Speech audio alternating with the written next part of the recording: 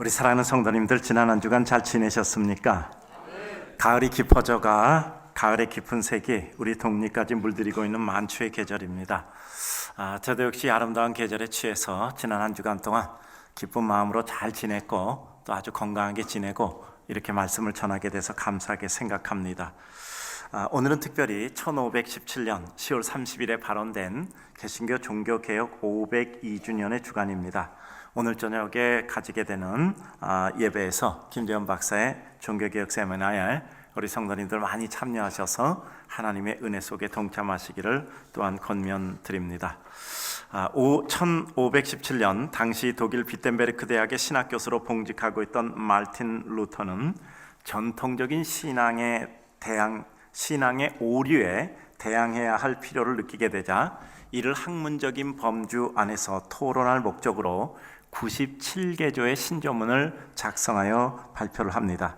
그는 이렇게 되면 아마 꽤 큰 논쟁이 일어나고 상당한 소동이 일어날 것으로 기대했습니다. 그리고 이런 과정을 통해서 그가 깨달은 진리를 보다 널리 펼 이와 같은 의도를 가지게 되었던 것입니다. 그런데 뜻밖에도 루터의 이와 같은 신조문에 대한 논쟁은 대학 교정 밖으로 전혀 흘러가지 못하고 그다지 큰 호응을 얻어내지 못해 절망합니다. 루터가 그렇게 중요하게 생각했던 전체 복음의 내용이 이제까지 일반적으로 생각되어 온 것과는 판이하다는 주장에 대해서 관심을 표현한 인물들이 별로 없었던 것입니다. 그런데 예상치 못한 사건이 발생했습니다. 루터는 이러한 신조문을 다시 작성했는데 그가 다시 작성한 신조문은 95개의 새로운 신조문이었습니다. 이전의 신조문보다 이것이 더 큰 소동을 일으키리라고 그는 전혀 예상하지 못했습니다. 결과는 예상을 뛰어넘는 대소동을 넘는 상황이었습니다. 이유 없는 상황과 결과는 없습니다. 왜? 루터의 이전의 97개 조문의 토론 논쟁의 제목은 아무런 반향을 이루지 못했는데 이 95개조 조문에 대한 토론 논쟁의 제의에 대해서 많은 반향과 소동에 가까운 이와 같은 일들이 벌어졌을까 하는 것입니다. 가장 큰 이유는 바로 95개조의 신조문에는 당시에 문제가 되고 있었던 면죄부와 그 신학적 전제들에 대한 공격이 있었기 때문입니다. 즉 새로운 이슈의 등장입니다. 사실 루터는 자기가 하는 행동의 중요성이나 이를 통해 비난의 정확한 대상이 누구인지도 확실하게 생각하지 못한 채 면죄부의 판매를 통해서 이익을 얻게 될 고위 성직자들, 그리고 강력한 지방의 영주들, 그리고 그 주변 이익을 얻는 사람들을 비난했던 것입니다. 루터의 반항을 자아냈던 면죄부의 판매는 당시 교황 루이 10세의 허가를 받아 이루어지게 된 것입니다. 이 면죄부를 부패한 교황 루이 10세가 줄리어스 2세가 시작한 성 베드로 성당의 완공을 이루려는 야망과 당시 독일의 주도권을 잡으려고 했던 포헨졸레른가의 정치적 경제적 야망의 합작품이었던 겁니다. 어찌 생각하면 로마 카톨릭의 자랑거리가 되는 장대한 성 베드로 성당이야말로 프로테스탄트 종교개혁의 간접적 이유가 되었던 것입니다. 당시 독일 지방에서 면죄부 판매책을 맡고 있었던 도미니크 스토단 출신의 존 태첼이라고 하는 성직자가 있었습니다. 그는 참으로 면죄부를 팔기 위해서 온갖 사기와 속임수를 마다하지 않았습니다. 예를 들면 그 태첼과 그를 수행하는 성직자들은 이러한 감언이설로 자기들이 팔고 있는 면죄부를 선전했습니다. 죄인들을 세례보다 더 깨끗하게 만들며 타락 이전의 아름보다 더 순결하게 만들어줄 뿐 아니라 면죄부를 판매하는 자의 십자가는 그리스도의 십자가만큼 효력이 있다는 것이었습니다.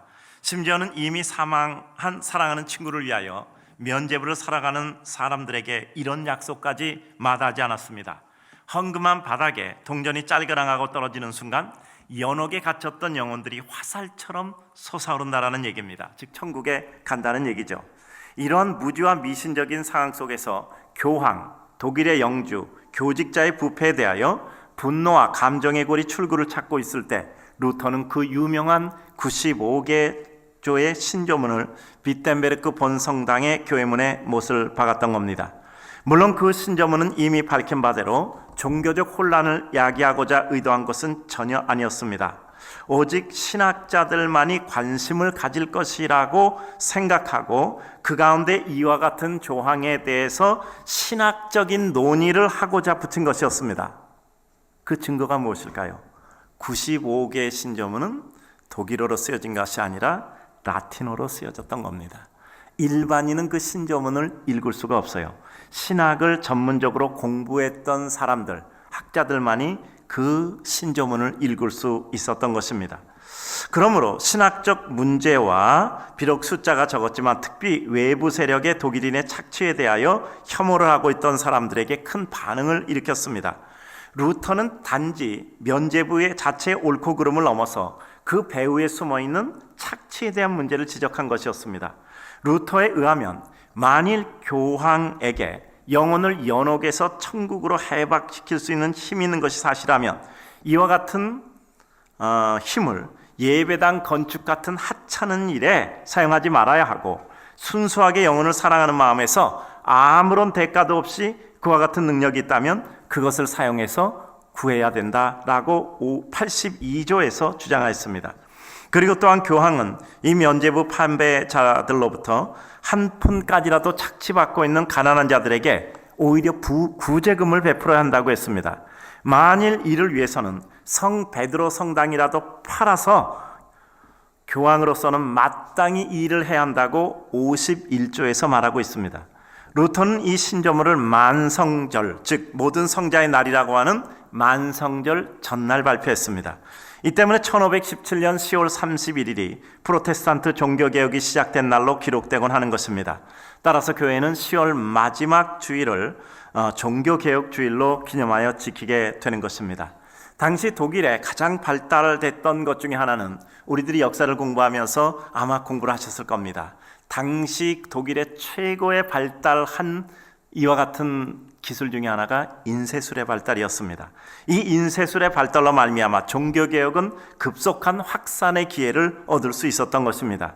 인쇄업자는 이 95개조의 신조문을 라틴어 원본과 함께 독일어 번역본을 곁들여서 독일 전역에 살포하게 되었습니다.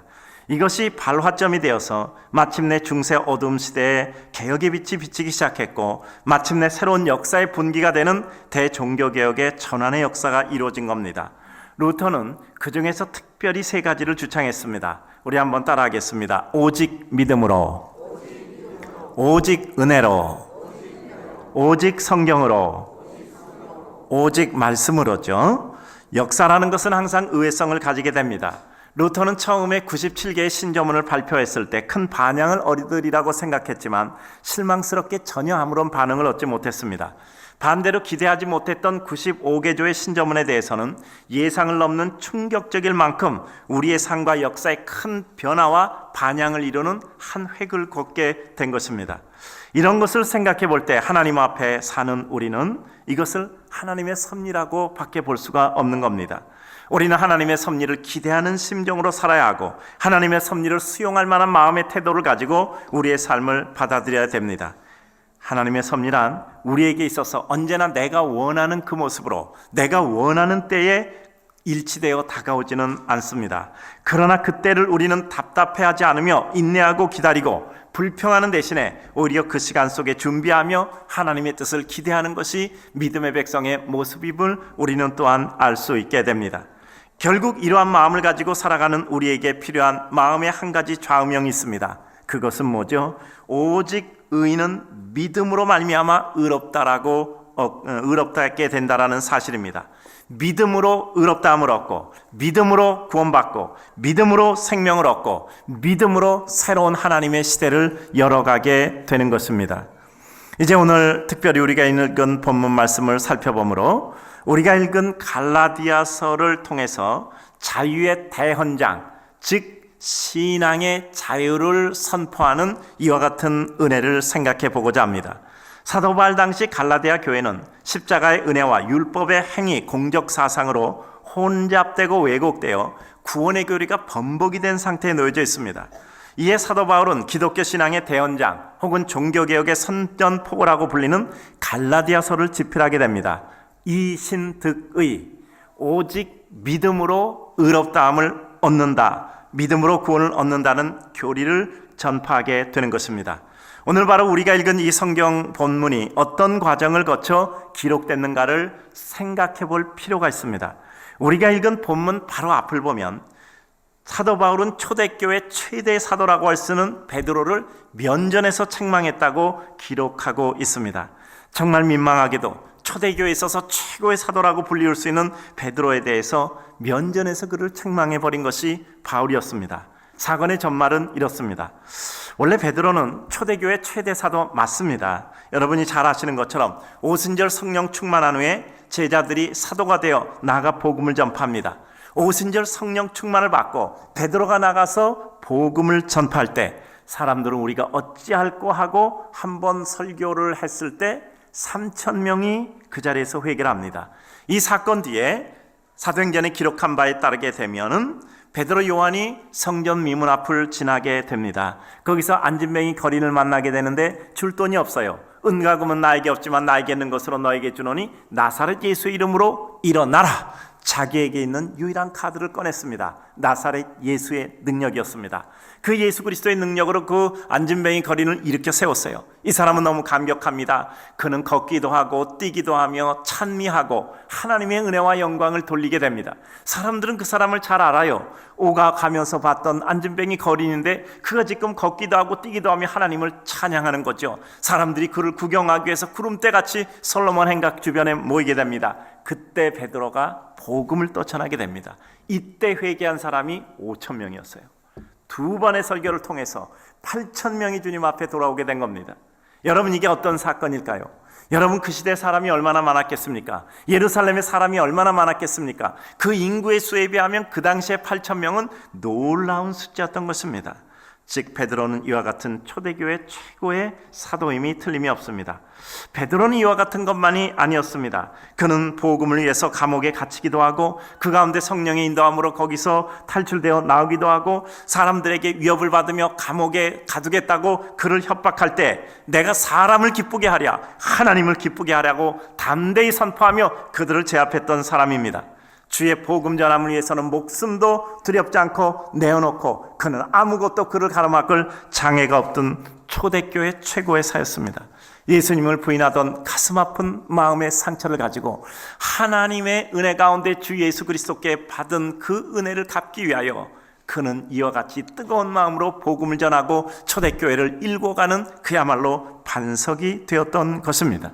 사도 바울은 이와 같이 유대인에게만 복음을 전한 것이 아니었어요. 사도 바울이 이방인에게도 복음을 전하였습니다.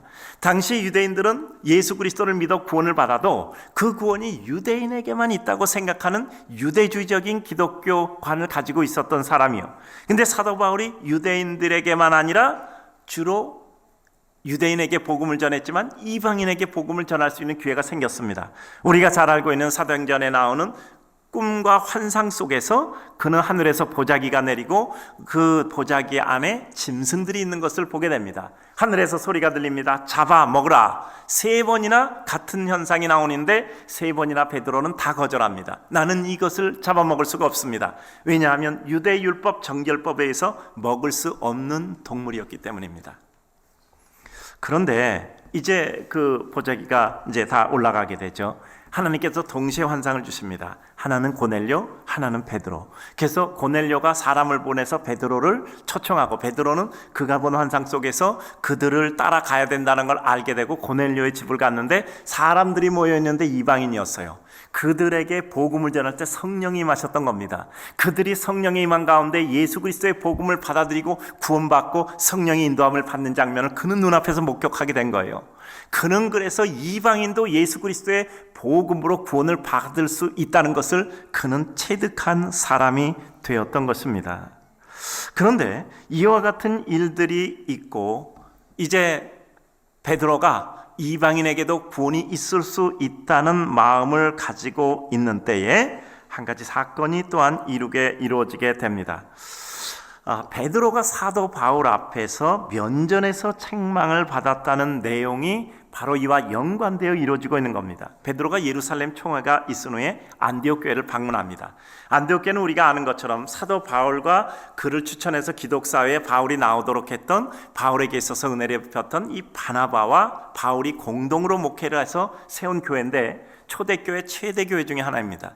그런데 이 교회는 주로 이방인들이 예수 그리스도의 복음을 받아들이고 구원을 받고 예수를 믿고 있었습니다. 특이한 건 유대인들도 이 교회에 같이 이와 같이 말씀을 듣고 은혜를 받고 같이 교회를 구성하고 있었어요. 그래서 유대인과 이방인이 서로 같이 예수 믿고 같이 교제하고 집으로 가며 음식을 먹고 교통하고 있는 거예요. 유대인들로서는 상상을 못할 일이죠. 유대인들이 이방 지역에 갔다 돌아오면 거기서 먼지를 다 털어요. 유대인들은 이방인들과 교제하지 않는다는 뜻입니다. 그런데 베드로가 거기 가보니까 너무나 아름다운 광경이 이루어지고 있는 겁니다. 가뜩이나 이방인에게 복음을 전해서 그들이 은혜 받고 있는 것을 목격하고 체험했던 베드로예요.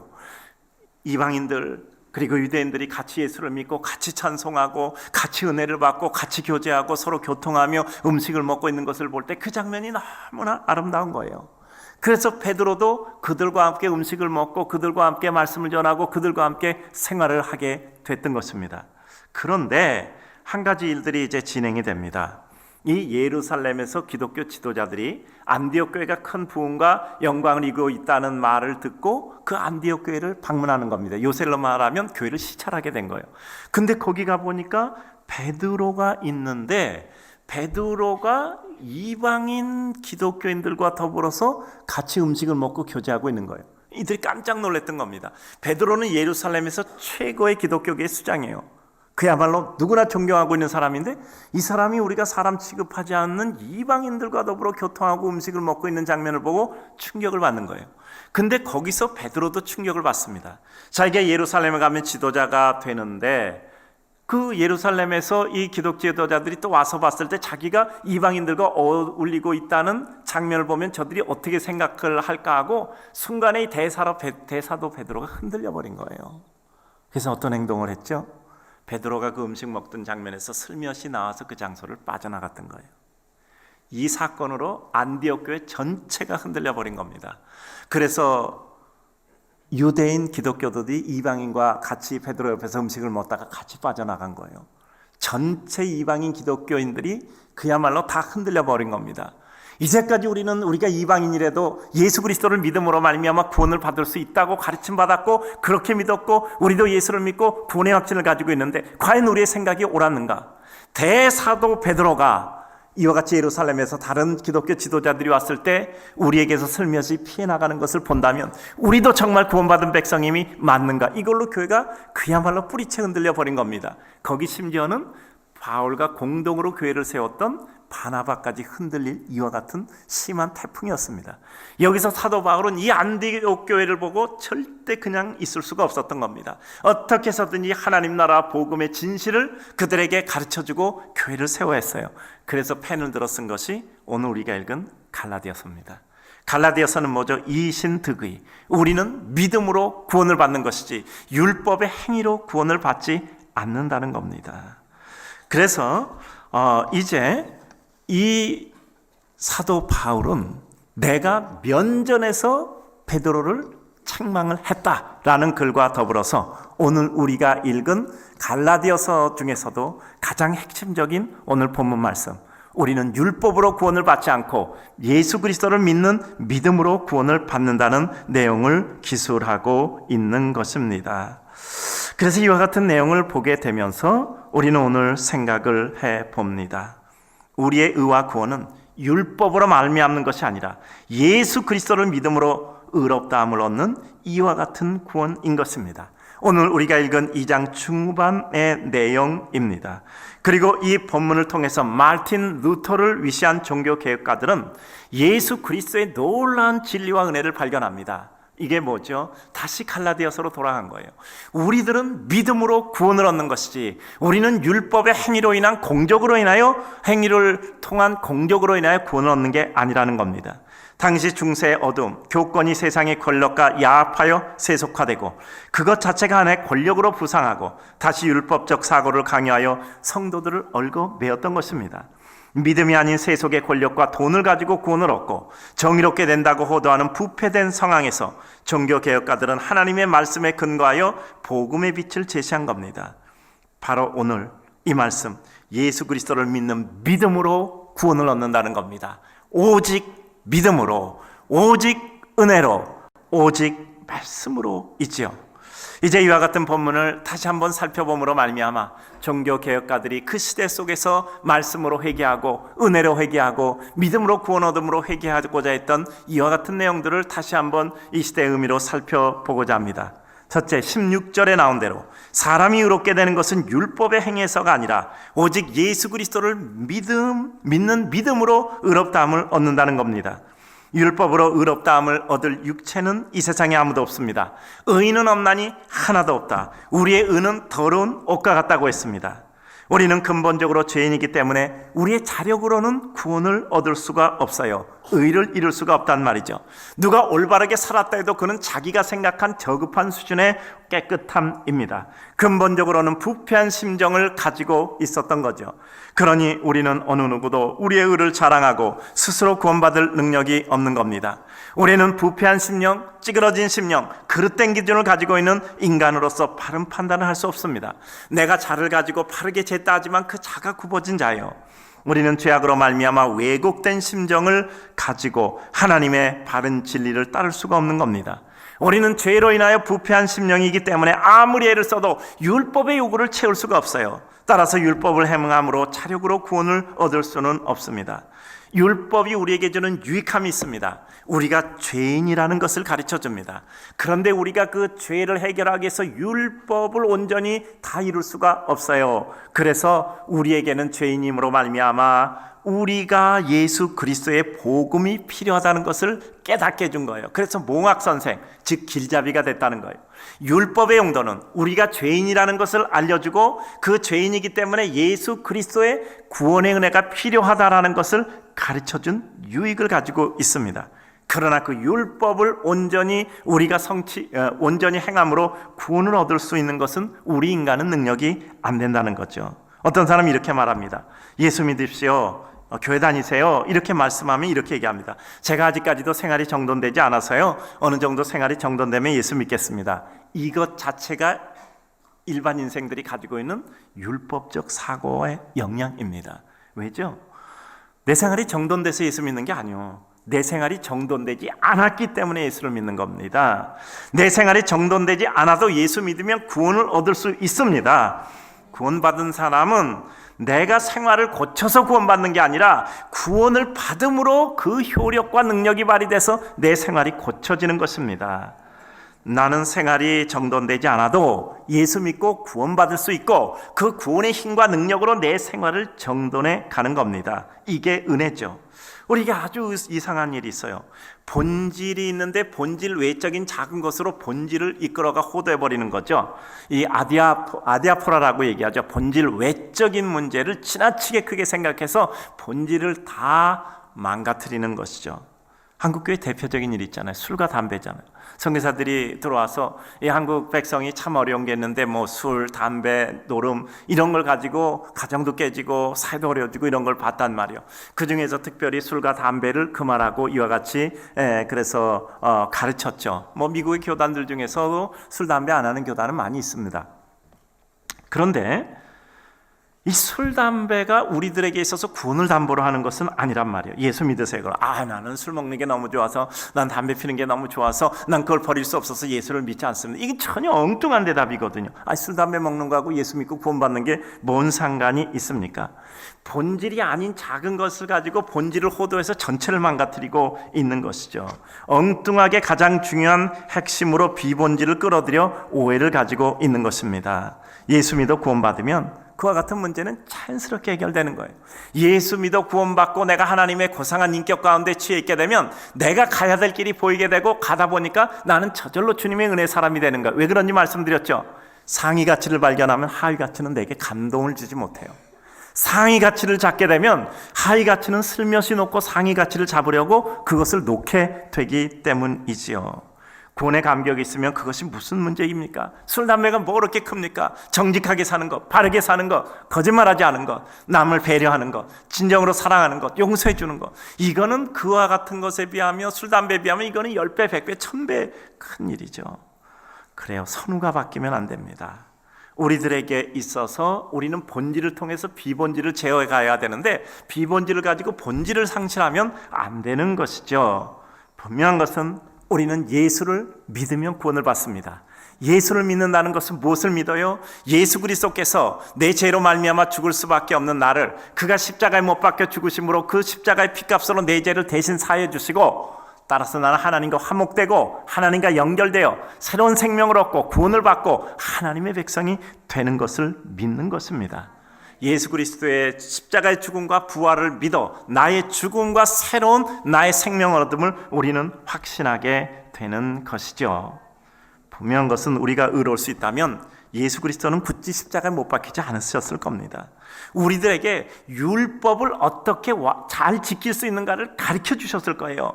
어떻게 하면 율법을 온전히 지킬 수 있는가를 가르쳐 주셨을 겁니다. 그런데 주님은 우리가 율법을 지킬 수 없는 것을 아셨기 때문에 다른 방법을 우리들에게 허락해야 되는데, 그게 예수님께서 십자가에 못 박혀 죽고 부활하시는 것이었습니다. 그래요, 예수님은 3번이나 내게서 이 잔을 지나가게 해달라고 하나님께 기도했습니다. 그러나 그 십자가를 지고 죽는 방법 그리고 부활하는 것 외에는 다른 길이 없었던 겁니다. 그래서 하나님의 뜻을 따르고 십자가에서 죽고 그리고 부활하셨던 겁니다. 예수님이 십자가에 죽으실 때 손과 발에 못을 박히고 옆구리에 창에 찔려서 피와 물이 다 흐르고 그리고 또 머리에 가시관을 쓰고 피를 흘리며 절규하고 이래서 예수님이 얼마나 아프셨을까? 여러분, 그거 아니요. 그렇게 죽은 사람은 이 세상에 많아요. 더 심한 고문도 많이 받았고 더 오랜 고문도 많이 받았습니다. 예수 그리스도가 십자가에 못 박혀 이와 같이 죽고 창에 허리 찔리고 가시관 써서 예수 그리스도의 고난이 아닌 겁니다. 예수 그리스도의 고난이라는 것은 근본적으로 죄 없는 분이 죄의 대가를 치르고 죄의 희생물이 되어 이와 같은 고난을 당하는 그것이 고통스러웠던 겁니다. 죄의 그 아주 지독함으로 말미암아 예수 그리스도까지 죽어야 하는 죄의 절규예요. 죄에 대한 좌절이란 말이죠. 그 외에 다른 방법이 없기에 피하고 싶었지만 피할 수 없기에 고통스러웠지만 그것을 십자가에 쓴 잔을 지셨던 것입니다. 다시 말해서 예수님이 그 방법이 아니고 다른 방법이 있다면 예수님은 분명히 우리들에게 어떻게 하면 율법을 잘 지킬 수 있는가를 가르쳐 주셨을 거예요. 하나님은 우리의 죄악과 우리의 범죄 해결 방법이 없음을 아시고 예수 그리스도를 십자가에 못 박아 대속 제물로 허락하셨습니다. 그래서 하나님은 예수 그리스도 십자가에 못 박혀 죽은 것이 하나님의 즐거움이 아니요, 가슴 아팠지만 이것을 통해서 인간을 구원하기 위해서 그 예수 그리스도는 십자가에 못 박혔던 것입니다. 만약 우리가 율법을 온전히 수행할 수 있다면 그렇게 할 필요가 없었던 거죠. 그러므로 이제는 율법이나 다른 어떤 방법이 아니라 예수 그리스도를 믿음으로 의롭다함을 얻는 겁니다. 사도 바울은 17절에서 이렇게 반박합니다. 만일 우리가 그리스도 안에서 의롭게 되려 하다 죄인으로 나타나면 그리스도께서 죄를 짓게 하는 자냐? 결코 그럴 수 없다는 거예요. 여러분, 만약에 예수 그리스도가 십자가에 못 박혀 죽으시고 부활하신 것을 우리가 믿음으로 구원을 얻는데 그게 아니야, 그러면 우리는 예수 그리스도의 십자가의 보혈과 죽음과 그리고 부활을 믿었는데 그게 우리에게 구원을 이루지 못하면 예수님이 우리를 죄만 짓게 한 거야. 율법도 지키지 못하게 하고 엉뚱한 일이나 하게 돼서 우리를 죄인으로 남게 하는 거야. 예수 그리스도가 우리를 죄짓게 했느냐? 이렇게 반박하는 거예요. 예수 그리스도는 우리를 죄짓게 한 분이 아니라 우리를 구원하는 분이라는 거예요. 십자가는 효력을 가지고 있는 것이고 그것은 유일한 우리의 구원의 효력이란 말이죠. 그래서 예수님은 말씀하셨던 겁니다. 수고하고 무거운 짐을 진 자들아 다 내게로 오라. 내가 너희를 쉬게 하리라. 나의 멍에는 가볍고 쉽다고 말씀하셨습니다. 이게 뭐죠? 우리는 이룰 수 없는 율법을 온전히 행함으로 구원받는 게 아니라 예수 그리스도를 믿음으로 구원을 받을 수 있는 유일한 길을 터놓으셨던 겁니다. 그래서 내가 곧 길이요 진리요 생명이라고 말씀하셨죠. 여러분, 우리 다 같이 예수 믿고 믿음대로 살아가는 백성입니다. 비록 우리가 아직까지 훈련이 되어 있지 않고 성숙지 못해서 이리저리 치이고 흔들거리긴 하지만 그래도 우리 마음의 본심에 예수 그리스도를 믿었으면 주님의 뜻대로 살고 싶어 해요. 어제도 세례식이 있었는데 세례를 받으면서 그 마음에 애타는 심정들이 마음에 읽혀지는 것을 보았습니다. 여러분, 죄송합니다. 절대 오해하지 마시기 바랍니다. 이렇게 여러분 열심히 교회 와서 매주 예배 안 드려도 구원 받습니다. 헌금 안 해도 구원받습니다. 봉사 안 해도 구원받습니다. 우리의 구원은 봉사하고 우리 구원은 헌금을 내서 구원받는 것이 아니라 예수 그리스도를 믿음으로 구원을 받는 겁니다. 예수 그리스도가 나를 위해서 십자가에 못 박혀 죽으심으로 말미암아 그 피의 대가로 내 죄가 사함받았고, 내 죄가 사함받음으로 주님과 다시 연결되어 화목해 되었고, 주님과의 연결은 생명이고 그 생명을 얻음으로 나는 의롭게 되고 그 의로움으로 나는 구원을 받게 되고 새로운 생명의 세계를 열어가게 된 것입니다. 다만 우리는 그러한 큰 은혜를 주신 하나님께 감사하고 감격해서 성숙한 믿음의 백성으로 그 나라와 영광을 위해서 우리의 수고와 헌신과 예배와 우리의 모든 마음을 드리는 것이 우리의 삶인 겁니다. 천하의 다른 이름으로도 구원을 얻을 것은 아무것도 없습니다. 오직 예수 그리스도로 말미암아 구원을 얻고 우리는 예수 그리스도로 말미암아 의롭다함을 얻을 수 있습니다. 그러니 우리는 예수 그리스도 안에서 참 자유를 얻으며 참된 기쁨과 소망을 가지게 되는 겁니다. 두 번째, 우리는 율법으로부터 자유로워져야 됩니다. 우리는 복음만 가지고 구원을 얻습니다. 복음은 예수 그리스도의 십자가의 공로로 구원을 받는다는 믿음으로 구원을 얻고 의로움을 얻는 겁니다. 봉사와 다른 수고, 어떤 애씀도 어떤 훈련을 했어도 근본적으로 예수 그리스도를 믿는 것, 예수 그리스도의 나의 죄를 대속하신 십자가의 죽음과 그리고 부활을 믿는 것으로 말미암아 우리는 의롭다함을 얻는, 믿음을 가지는, 생명을 얻는 이와 같은 새로운 구원의 역사를 이루게 되는 겁니다. 아무리 봉사를 많이 해도, 아무리 내가 헌금을 많이 드려도, 내가 아무리 깨끗하게 살아도, 많은 사람에게 도움 주고 구제를 많이 했어도 그것이 우리를 의롭게 할 근거는 되지 못합니다. 만약에 그것이 우리를 의롭게 하는 근거라면 우리 율법 시대로 돌아가는 거예요. 우리는 공적 사상에 빠져서 우리는 하나님 앞에 구원받을 수 없는 가엾은 백성이 되는 것입니다. 우리는 율법의 자유뿐 아니라 죄책감으로부터 자유로워야 돼요. 우리가 율법으로부터 자유롭다는 것은 율법을 지키지 못해서 우리에게 오는 죄책감으로부터도 자유로워야 돼요. 우린 죄책감 가질 필요 없어요. 왜냐하면 예수 그리스도가 우리의 제물이 되어서 우리는 단번에 하나님의 은혜를 입는, 단번에 구원을 완성한 이와 같은 사람이 된 것이죠.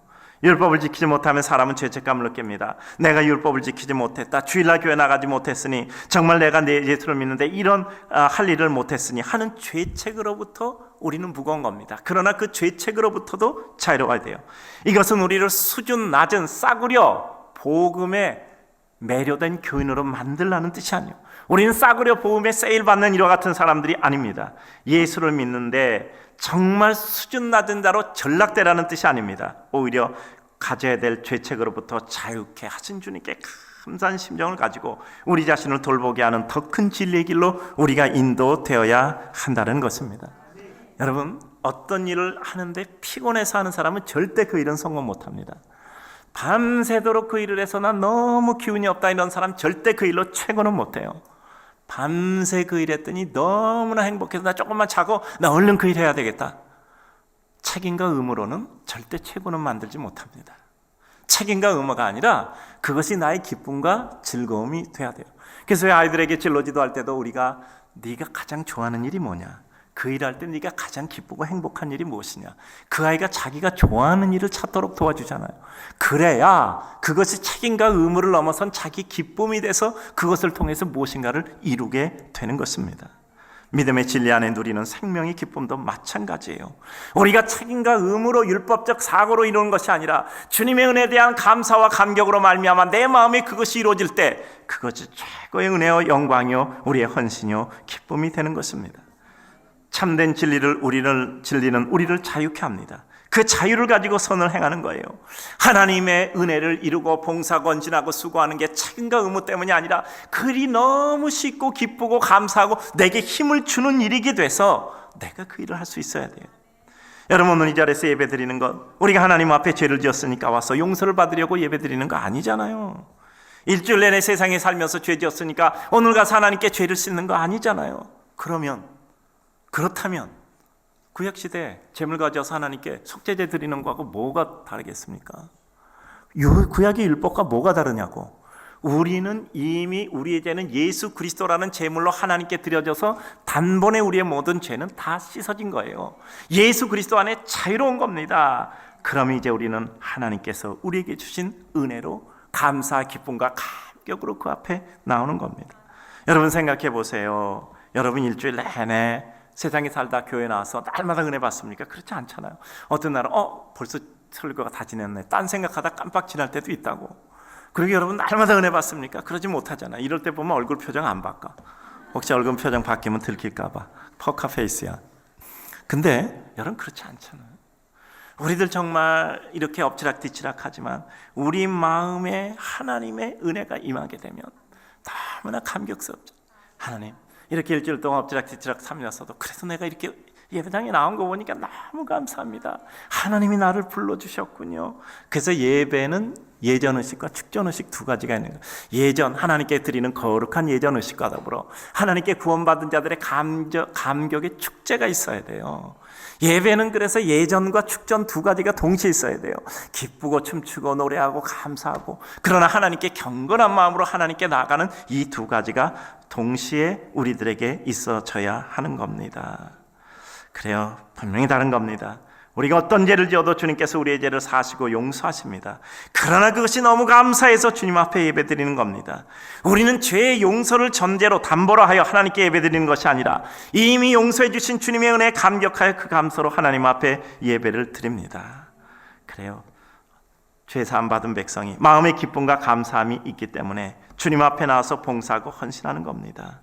따라서 우리는 예배는 주님 앞에 드리는 기쁨의 찬양, 기쁨의 축제, 은혜의 아름다운 송가죠. 죄송합니다. 목사라서 이런 말씀드리면 자꾸 오해하실 것 같아서 제가 조심스럽게 얘기 드리는데, 헌금 좀 안 해도 구원받는데 무리 없어요.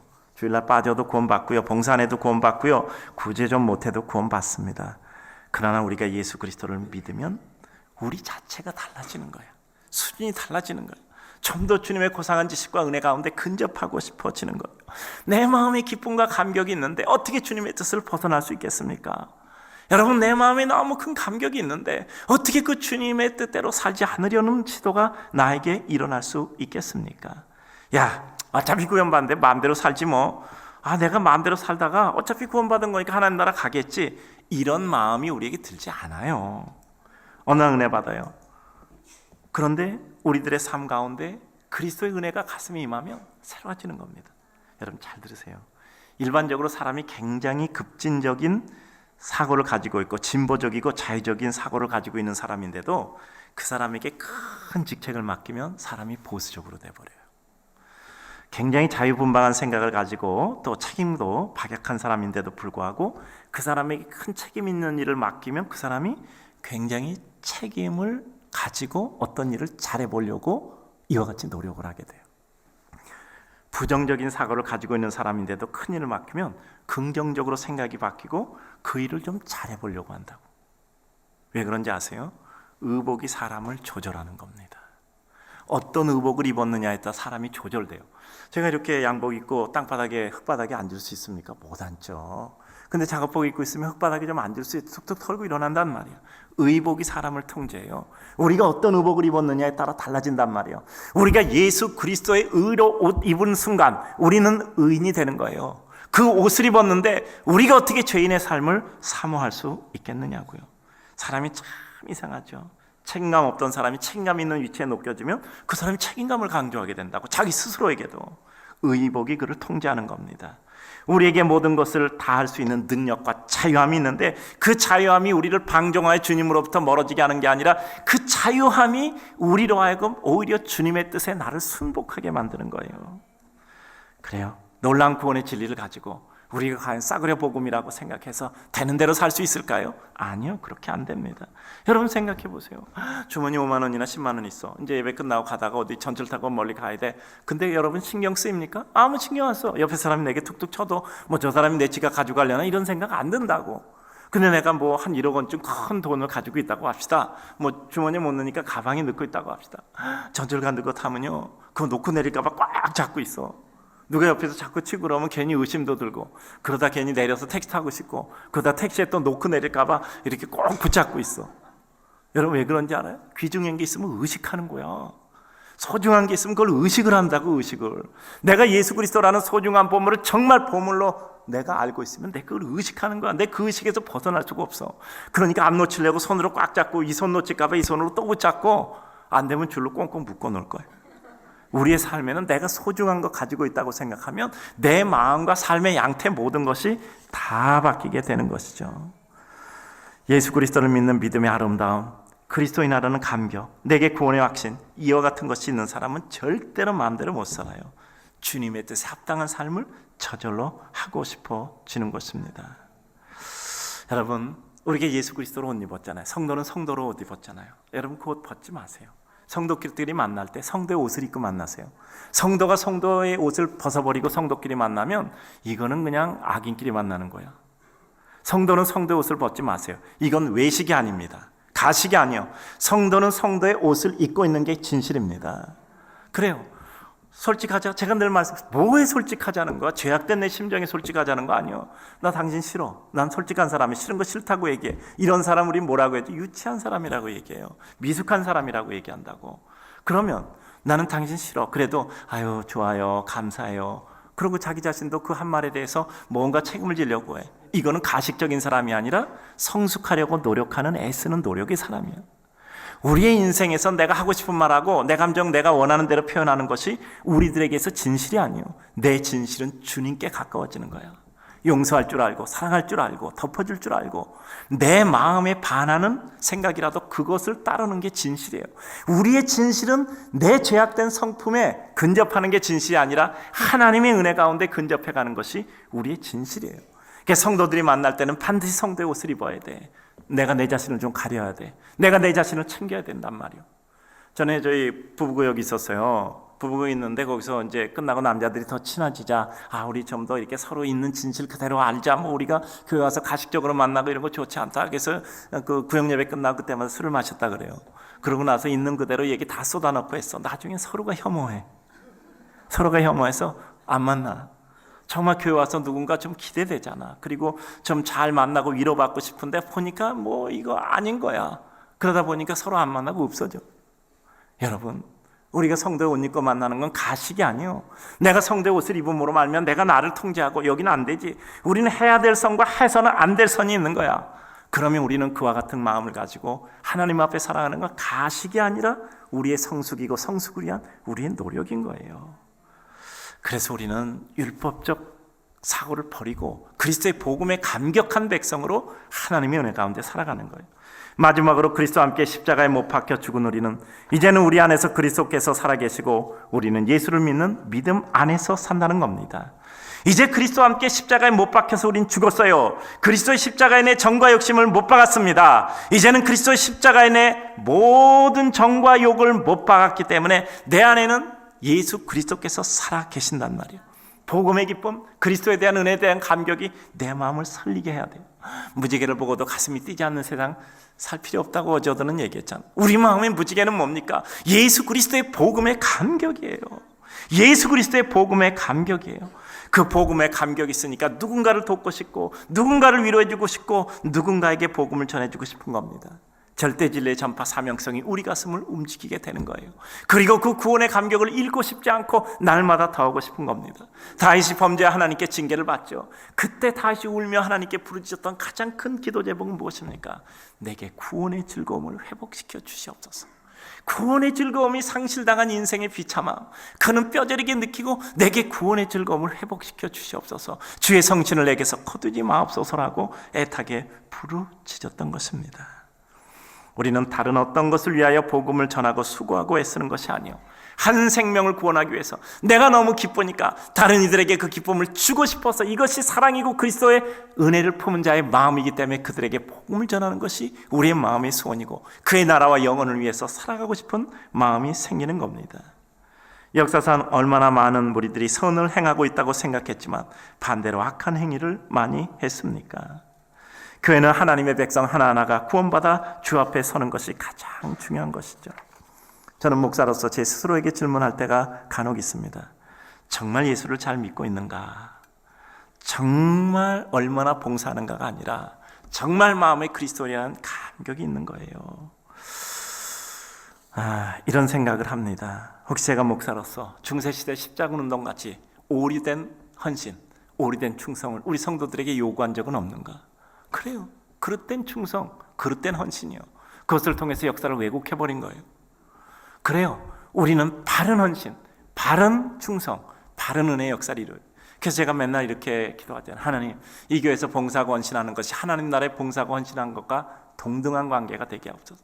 이 교회에서 열심히 이 교회에 따라서 수고하고 애는 썼는데 하나님 나라랑 관계가 없다면 그건 정말 얼마나 큰 죄악입니까? 그래, 오늘의 말씀을 정돈합니다. 이제 믿음으로 살아가는 성도의 삶에 있어서 현재 우리의 모습을 봅니다. 502년 전 종교개혁 당시 그들은 왜 오직 믿음으로 구원 얻음을 강조했을까요?